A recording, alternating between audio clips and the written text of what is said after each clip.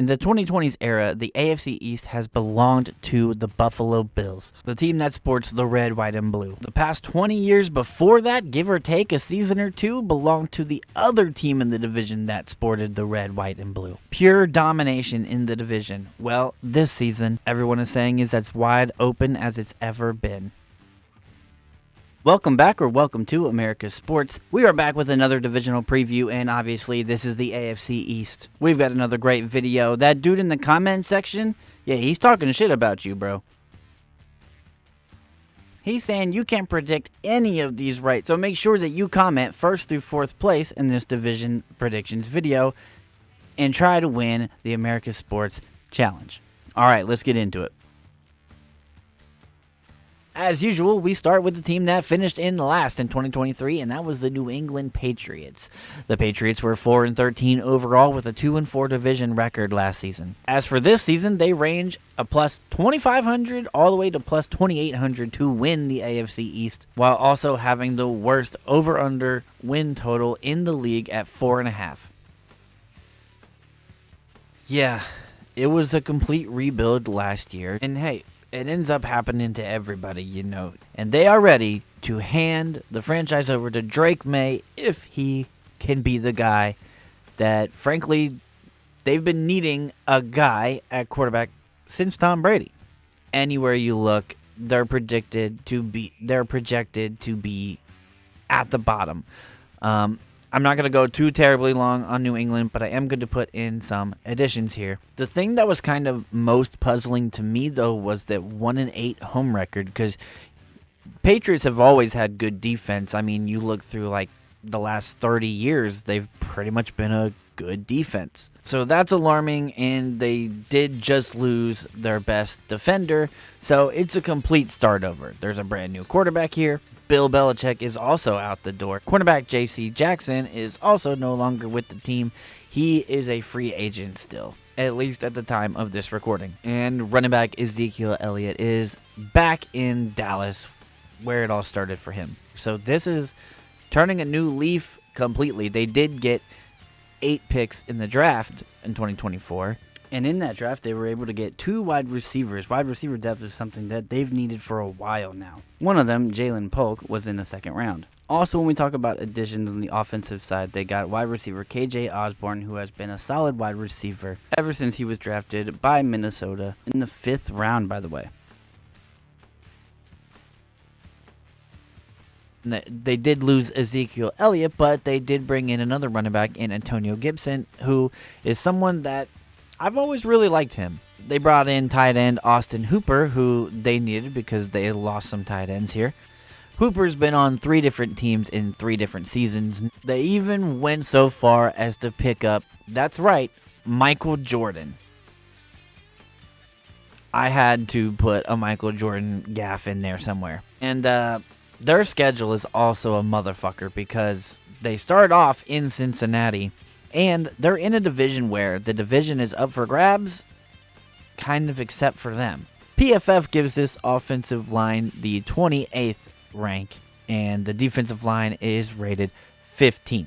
However, this rating was before Matthew Judon got traded, so it's probably going to be worse than that. Yeah, I don't like any of it for this year, but they've got a lot to build on. They've got the draft picks, and they can always get better at the defense and the run game. And if Drake May is the guy, then you know you can build around him, get some wide receivers, get some tight ends, build that offensive line more than anything, and then your future can look good in a year or two. But for right now, you're just not ready to compete with the Bills and really not anyone in this division. I'm still going to give them 1 division win, though. They'll win one of those games at home. I'm not sure. Don't ask me who they're going to beat. And I'm going to give them 4 wins, so I'd like them to actually go under. But obviously, you wouldn't be surprised if they won 5 or 6. If Drake May ends up being a really good fucking quarterback, then yeah, they could end up winning. I think about as good as it's going to get would be like 7-10. But he's a rookie behind a less than stellar offensive line. Placing third in the AFC East were the New York Jets. They were a 7-10 overall record while finishing 2-4 in the division.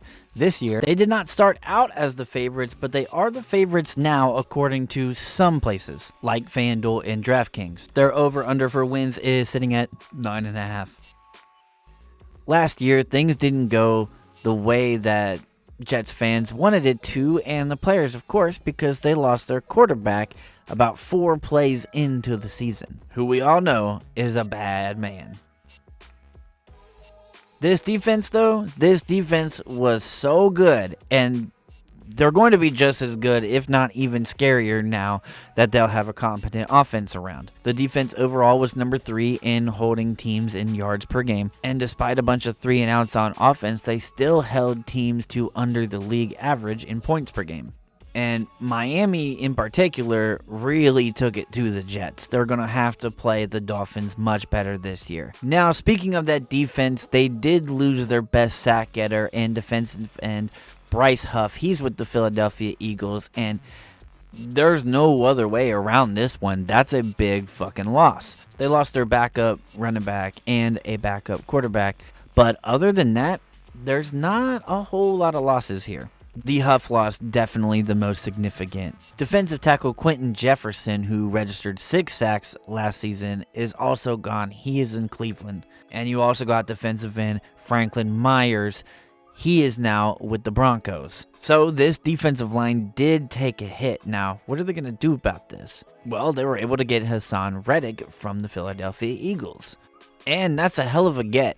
Or I guess it would be a hell of a pickup, but Reddick apparently wants out of New York already. So I don't know. I just assume that everyone who's in a contract dispute right now or not happy with their contract or whatever is going to play most of the season. Another good sneaky good pickup to me is getting defensive tackle Javon Kinlaw.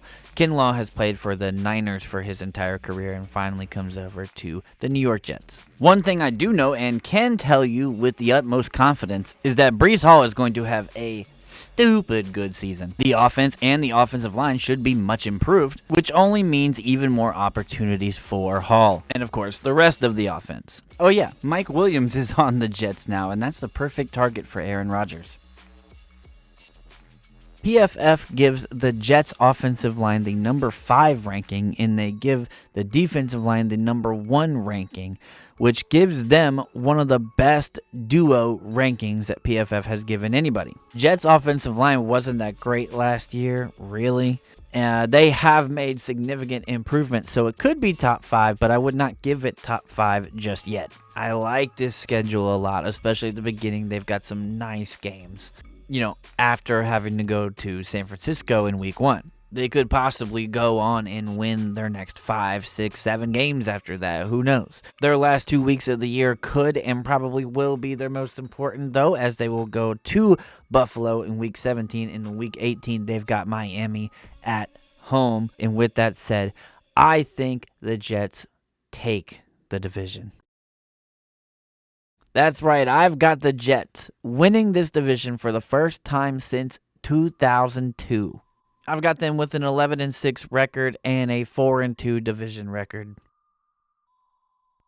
Last year, it was the Miami Dolphins who finished second in the division. They were winning the division almost the whole season and then lost it in the last week. They were 11-6 last year and they were 4-2 in the division. Buffalo got the tiebreaker though. This year, they range from a plus 200 to about 225 to win the division, giving them the 3rd best odds in the AFC East, while having an over-under for wins sitting at 9.5. They're such an interesting follow because, I mean, this is 2 years straight of data where we've seen them do really well in the regular season for the first 2 to 3 months, and then they really fall off. And we all watched Hard Knocks. They talked about it last year. They talked about not doing the same things that they did 2 years ago now. And then it happened again. Now, I know, playing in Kansas City, one of the coldest games ever. But what I'm really talking about is getting over that hump. It means beating Buffalo. Over the last 4 years during this 2020s era, they have played Buffalo 9 times. They have lost 8 of those times, including one of those being a playoff game. It's really about finishing strong in the regular season, so that way you're not put in like the toughest situation in the AFC right off the bat. All right, let's look at who they added and who they lost, starting with the losses on defense. They did lose their safety in Brandon Jones. He averages a forced fumble every season, and he had 2 picks to go with it last year. Linebacker Andrew Van Ginkel, who really had sort of his coming out party season last year with the Miami Dolphins, is now with the Minnesota Vikings, who we talked about Van Ginkel and the Minnesota Vikings in a video that you can check right up here in the NFC North preview. And then on offense, they lost one of their offensive linemen, a guard in Robert Hunt, who went down to Carolina. Wide receiver Cedric Wilson is gone from the team. He is with the New Orleans Saints now, and he was pretty much their number 3 wide receiver if you don't count the tight end. This offense was potent. They were number 1 in passing yards, and they were number 1 in overall yards per game as well. When it comes to points per game, they were second.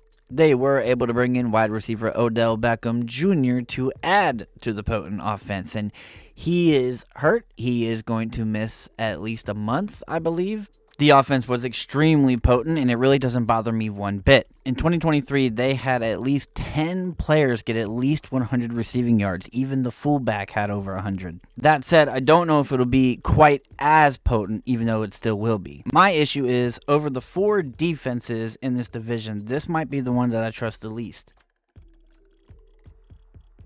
PFF has given the Miami Dolphins offensive line the number 18 rank, and they gave their defensive line the number 25. However, the offensive line I would put probably a little bit worse. I think the offensive line is going to take a hit this year. I just think that last year was their time to win that division. Now, their window is not closed. I like them to go 10-7 with a 4-2 divisional record, getting second in the AFC East. And if that does happen, they will get second for the 3rd year in a row. The Buffalo Bills won the division this year and for the last 4 years, like I talked about in the intro. They were 11-6, and they had a 4-2 division record, just like Miami. This year, they opened up as the favorites again in the AFC East, but some places have changed their minds. Some places they have the best odds, some places they have the second best odds. However, their over-under for wins is still the most in this division at 10.5. Since you saw the first 3 teams, that means you already know that I put the Buffalo Bills in 3rd place in the division, which sounds crazy for one reason being that maybe the fact that they have not taken 3rd place or worse since 2018. Yes, but times do change. And with it, for the Bills, especially on defense, have had a lot of changes, and I don't know if they've made up for this. Now, of course, if they come out and dominate and win this division again, I will, of course, be the first person to tell you that I admit wrong, because I know Buffalo Bills fans, I know you're going to be heated with me. You guys are passionate the same way that I'm passionate with Cincinnati. But just hear me out real quick. Well, first off, let's bring up the fact that safety Jordan Poyer is out of Buffalo and into Miami. A guy that was one of the leaders of the Buffalo defense and just team in general for years. Yeah, he's going to know how to play against Buffalo. Linebacker Dodson is also gone from the team. He is now with the Seattle Seahawks. He had spent the last 4 years with Buffalo, and over the last 3 seasons, he didn't miss many games for them. Well, Poyer was a great safety, and so was Micah Hyde, and they don't have either of them now. Micah Hyde is actually still a free agent, so he could end up back at Buffalo. Defensive end Leonard Floyd, who had 10.5 sacks with the Bills last season and played all 17 games, is also with the San Francisco Niners. And I've ranted about this a time or two before, but it just seems like the 49ers collects like any defender that they want to. And defensive tackle Jordan Phillips, who has had 2 different stints with the Buffalo Bills, is also gone. He had 2.5 sacks last season and 5 passes defended. He's with the Dallas Cowboys. Hey, the Bills obviously still have some pieces. Rasul Douglas is still there, and Epineza still there. And Bernard was extremely good for the Bills last year. But one guy I was really looking forward to seeing back on the field was linebacker Matt Milano, and of course, they say he could be out until December. And then on offense, as you guys probably know, They lost wide receiver Stephon Diggs. They also lost wide receiver Gabe Davis, too, who was great at times, and then he disappeared at times. Okay, so who did the Bills add? On defense, they were able to get a linebacker back in Morrow, who played with the Eagles last season. They were able to pick up a wide receiver that I think will really help them, especially in the first month of the season, in Curtis Samuel. So when it comes to big-time additions, at least in free agency, that was pretty much it. And don't get me wrong, if you have Josh Allen, you've always got a chance. But either way, I don't see this division being as easy as it maybe once was. PFF has the offensive line sitting at number 8, and they have the defensive line sitting at number 16. So they are in the top half in both offensive and defensive lines. I think giving the Bills a number 8 rank on the offensive line is a little bit wild, but I'm not saying it can't be. I'm giving this team a 9-8 record with a 3-3 divisional record. I think it's going to be a problem for them to play in Miami and in New York. I also see them losing to the likes of the Ravens, the Niners, the Chiefs, and so on. Shout out to you, dude, for making it to the end of this video. Do yourself a favor and me a favor and subscribe to this channel. We're all about ball over here. Stay one step ahead of your friends at the fantasy football league you're in. Stay a step ahead of your family at the Thanksgiving Day dinner. And a step ahead of your co-workers at the water cooler. But that's it for this video. You'll catch me in the next one.